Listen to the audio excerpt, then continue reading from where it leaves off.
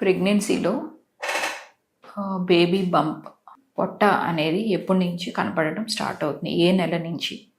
So చాలామంది couple ఏంటంటే 8th మంత్లోనే baby bump అనేది కనపడుతుంది అని అనుకుంటారు, 7th 8th, బట్ కాదు.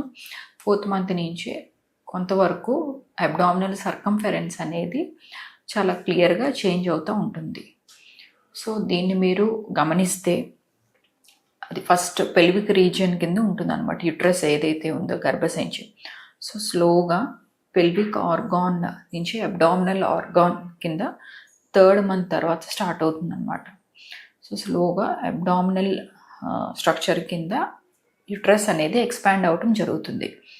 సో 5th మంత్కి వచ్చేసరికి యుట్రస్ యొక్క సైజు ఆల్మోస్ట్ అంబలికస్ దగ్గర వరకు ఉంటుందన్నమాట. సో బేబీ బంప్ అనేది ఇంక్రీజ్ అవుతూ ఉంటుంది. సో ఫ్లాంక్స్ కూడా ఫుల్నెస్ అనేది స్లోగా ఆఫ్టర్ 5th మంత్ స్టార్ట్ అవుతూ ఉంటుంది. 5th మంత్ తర్వాత 6th మంత్ నుంచి కొంతవరకు అబ్డామినల్ గ్రోత్ అనేది క్లియర్గా ఐడెంటిఫై చేయగలుగుతారు నార్మల్ పాపులేషన్ కూడా. సో 6th నుంచి ఆ తర్వాత నుంచి స్లోగా అబౌవ్ అంబ్లికస్ నుంచి ఎవ్రీ 2 fingers బ్రెడ్త్ తోటి యుట్రస్ ఏదైతే ఇంక్రీజ్ అయ్యి ఎక్స్పాండ్ అవుతూ ఉంటుందన్నమాట. So almost 9th month 8th month దగ్గర లైక్ అరౌండ్ 32 వీక్స్కి టిల్ జిఫిస్టర్నమ్ వరకు ఉంటుంది. జిఫిస్టర్నమ్ వరకు కూడా యుట్రస్ అనేది ఎక్స్పాండ్ అవుతుంది.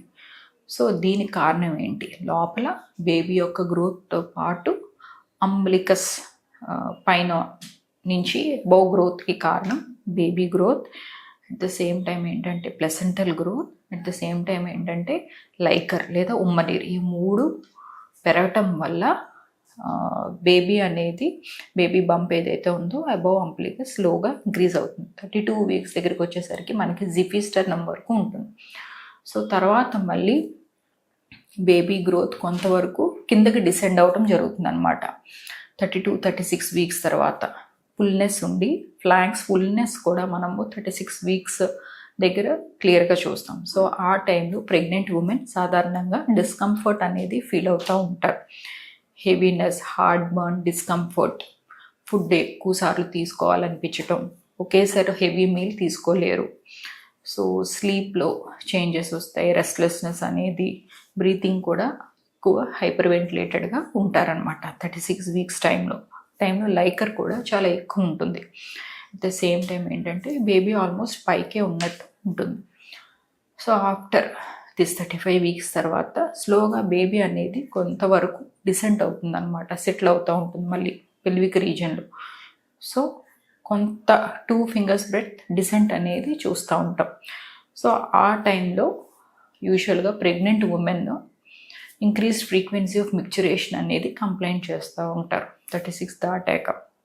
ఎందుకంటే బేబీ అనేది పెల్విక్ రీజియన్లో వెళ్ళి గ్రిప్స్ ఏవైతే ఉన్నాయో పెల్విక్ రీజియన్కి వెళ్ళి సెటిల్ అవటం వల్ల వాటి యొక్క ప్రెషర్, బేబీ యొక్క ప్రెషర్ ముందున్న యూరినరీ బ్లాడర్ మీద పడటం వల్ల ఇంక్రీజ్డ్ ఫ్రీక్వెన్సీ ఆఫ్ మిక్చురేషన్, ఎక్కువసార్లు యూరిన్కి వెళ్ళాలనిపించడం అనేది చూస్తూ ఉంటాం. So increased frequency of micturition first ట్రైమిస్టర్లో, దట్ ఈస్ ఫస్ట్ 3 monthsలో, తర్వాత మళ్ళీ లాస్ట్ ట్రైమిస్టర్ 9th మంత్లో చూస్తూ ఉంటాం అన్నమాట.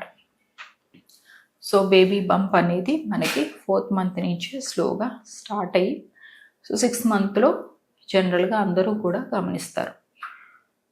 సో ఈ ఏదైతే ఉందో అబ్డామినల్ గ్రోత్ ఏదైతే ఉందో డ్యూరింగ్ ప్రెగ్నెన్సీ, ఒక దాంట్లో ఏమన్నా ఎక్కువ ఉన్నా లేదా తక్కువ ఉన్నా కూడా దాన్ని నెగ్లెక్ట్ చేయడానికి లేదు. సో అబ్డామినల్ గర్త్ ఇంక్రీజ్ అయినా సడన్గా దానికి కారణం లైకర్ ఇంక్రీజ్ అయినా కూడా దానివల్ల కూడా మదర్కి బేబీకి కూడా ప్రమాదం ఉంటుంది. ఒక్కోసారి ట్విన్స్లో కూడా అబ్డామినల్ గర్త్ ఇంక్రీజ్ అవుతుంది. అట్ ద సేమ్ టైం ఏంటంటే ఇంకేమైనా ట్యూమర్స్ ఉన్నా కూడా అబ్డామినల్ గర్త్ అనేది ఇంక్రీజ్ అవుతుంది. ఒక్కోసారి 9th మంత్లో అబ్రప్షో వీళ్ళల్లో కూడా అబ్డామినల్ గర్త్ సడన్గా ఇంక్రీజ్ అవుతుంది. సో ఇవన్నీ నెగ్లెక్ట్ చేయడానికి లేదు. రెండవది అబ్డామినల్ గర్త్ లేదా అబ్డామినల్ గ్రోత్ బేబీది తక్కువగా ఉన్నా దాన్ని కూడా నెగ్లెక్ట్ చేయడానికి లేదు. లోపల బేబీ యొక్క గ్రోత్ సరిగ్గా లేకపోయినా IUGR బేబీకి ఏమైనా వెళ్తున్నా కూడా దాన్ని మనం నెగ్లెక్ట్ చేయడానికి లేదు. సో స్కాన్స్ చేసుకోవాలి ఎర్లీగానే, హై ఎండ్ స్కాన్స్ చేసుకుని కారణాలు ఏంటి అనేది మనం తెలుసుకుని బేబీ గ్రోత్ని మళ్ళీ నార్మల్ చేయడానికి మెడికేషన్ వాడాల్సి ఉంటుంది.